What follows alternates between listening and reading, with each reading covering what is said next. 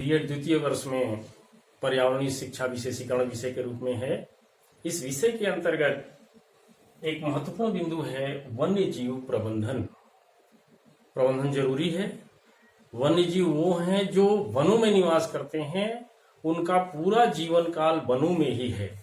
उनका पारिस्थितिकी तंत्र, उनका पारिस्थितिकी संतुलन, उनका भोजन, आवास, जनन, पूरा जीवन चक्र उनका वन में ही है। ये पालतू नहीं है, केवल वन्य जीव ही हैं।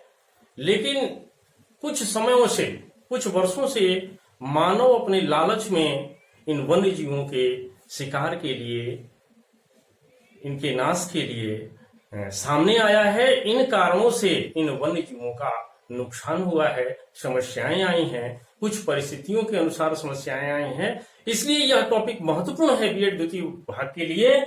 वन्य जीव प्रबंधन, वो भी किस प्रकार से, कार्यों को लेकर के। प्रबंधन कार्य की श्रेणियां चार बांटी गई है। प्रबंधन कार्य किस प्रकार से किया जाता है, इनकी चार श्रेणियां हैं। पहली महत्वपूर्ण श्रेणी है गणना करना। वन्य जीवों की गणना करना जरूरी है। हमें यह तो आइडिया रहे कि कितनी संख्या है, हमें किस प्रकार से सुरक्षित करना है, प्रबंधन व्यवस्था करना है, इसलिए गणना करना जरूरी है। अब वन्य जीवों की गणना कैसे की जा सकती है? इनके वन्य जीवों की गणना करने के लिए जो सेंचुरी क्षेत्र हैं, जो आरक्षित क्षेत्र हैं, जो अभयारण्य हैं, उनकी तो गणना प्रत्यक्ष गणना के रूप में हो जाएगी, क्योंकि वहां कार्मिक लगे हैं, कर्मचारी लगे हैं, उनकी गणना के रूप में ही अंदर रखा गया है। लेकिन जो सुरक्षित क्षेत्र नहीं है, खुले क्षेत्र, वन्य क्षेत्र हैं, वहां पर अप्रत्यक्ष गणना के रूप में या अन्य किसी गणना के रूप में या सैटेलाइट के कैमरों के द्वारा या औसत निकाल करके गणना की जा सकती है। जब गणना से पता चल जाएगा कि हमारे पूरे प्रदेश में, पूरे देश में कितने प्रकार के, कितने वन्य जीव हैं, फिर आगे बात आती है इनके संरक्षण के प्रबंधन की, और उन कार्यों के अंतर्गत हम चर्चा कर रहे हैं। तो लीजिए, दूसरा है नियंत्रण कारकों की पहचान करना। ये वन्य जीवों के नियंत्रण कारक हैं कौन? वे कारक हैं जो इनकी मूल आवश्यकता है। कौन सी आवश्यकता?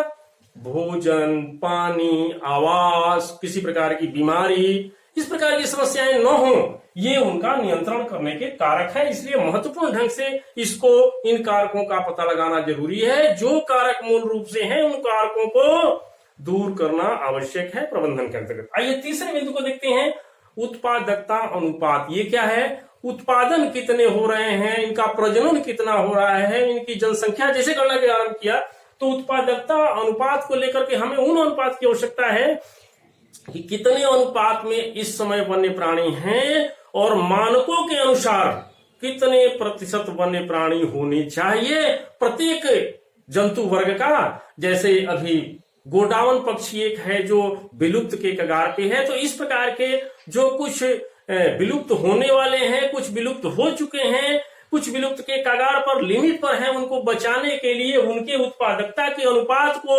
हमें पहले डाटा बनाना होगा, गणना करना होगा आंकड़ों को, और उस अनुपात को हम, जो मानक अनुपात है, उनको प्राप्त करने के लिए हम उनकी व्यवस्था करनी होगी। और चौथा श्रेणी है इनकी, कार्य श्रेणी है प्रबंधन की, उपचार की। उपचार करना अति आवश्यक है, ये अंतिम बिंदु है। इनको देखेंगे। इस उपचार के लिए हमने देखा यहाँ पर बिंदु अपने पास 3 बिंदु हैं। संहार कारकों का नियंत्रण करना। संहारक कारक कौन से हैं, उसमें मानव भी, अभी हमने चर्चा की थी। तो संहारक जो कारक हैं, उन पर नियंत्रण करना। तो कौन कौन से संहारक हैं? पहला तो भूखमरी है। किसकी भूखमरी? उन वन्य जीवों की। अगर भोजन की व्यवस्था नहीं है तो भूखों मर जाएंगे, वो भी संहारक है। इसके पश्चात आता है मानव हस्तक्षेप। मानव किस प्रकार से हस्तक्षेप करता है, क्या उसकी आवश्यकता है? सांस्कृतिक गतिविधियों के लिए वह वन्य जीवों को पालतू जानवर के रूप में अपने घर में पालता है।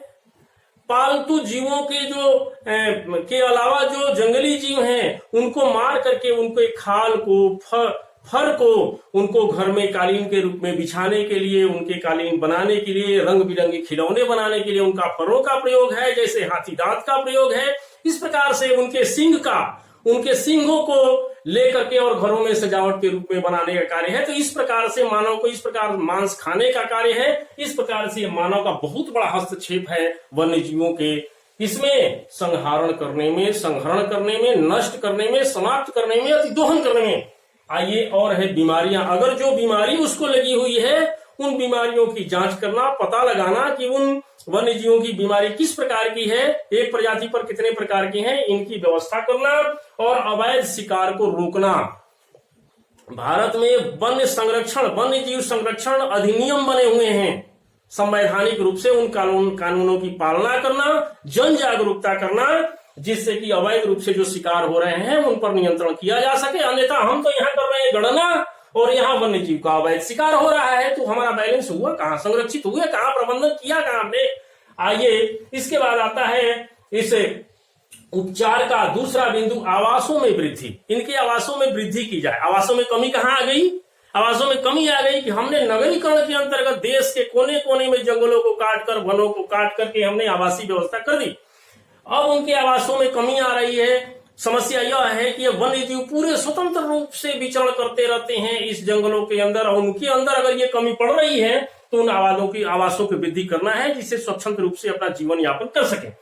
अंतिम बिंदु है आवास का उन्नयन। आवास तो है पर वो आवास व्यवस्थित नहीं है। आवास में क्या होना चाहिए, भोजन की व्यवस्था होनी चाहिए, पानी पीने की व्यवस्था होनी चाहिए, उनकी आवास की व्यवस्था, जैसे वन्य जीव के अंतर्गत जो पशु हैं उनके रहने के लिए जो इस प्रकार के हैं, जैसे शेर हैं, बाघ हैं, इसी प्रकार से अन्य जो सियार हैं, इस प्रकार से जितने हैं ये गुफाओं में रहते हैं। जो गुफाओं में रहते हैं उनके लिए गुफाएं आवश्यक है।